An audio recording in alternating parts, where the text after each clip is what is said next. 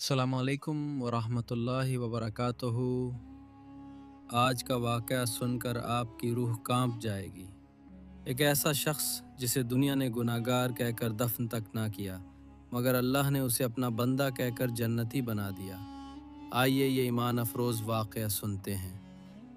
حضرت موسیٰ علیہ السلام کے زمانے میں ایک شخص فوت ہوا۔ لوگوں نے کہا یہ بہت بڑا گناہ گار تھا، اس کی لاش کو دفن نہیں کریں گے۔ انہوں نے لاش کو شہر سے باہر پھینک دیا، نہ کوئی غسل دیا، نہ کفن، نہ جنازہ پڑھا۔ اسی وقت اللہ تعالیٰ نے حضرت موسیٰ علیہ السلام کی طرف وحی نازل فرمائی، اے موسیٰ، جاؤ میرے اس بندے کو غسل دو، اسے کفن پہناؤ، جنازہ پڑھو اور عزت سے دفن کرو۔ حضرت موسیٰ علیہ السلام نے حیرت سے عرض کیا، یا رب، وہ تو تیرا نافرمان بندہ تھا، لوگوں نے بھی اسے ٹھکرا دیا، تو اسے اپنا بندہ کہہ رہا ہے؟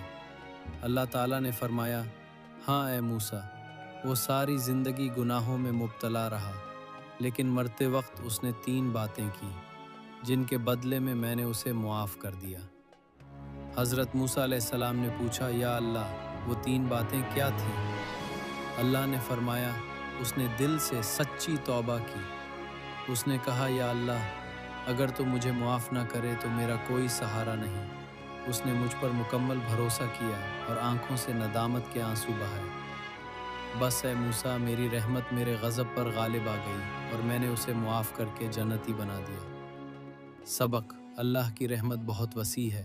کتنے بھی گناہ کیوں نہ ہوں، اگر سچے دل سے توبہ کی جائے تو اللہ معاف کرنے والا ہے، رحم فرمانے والا ہے۔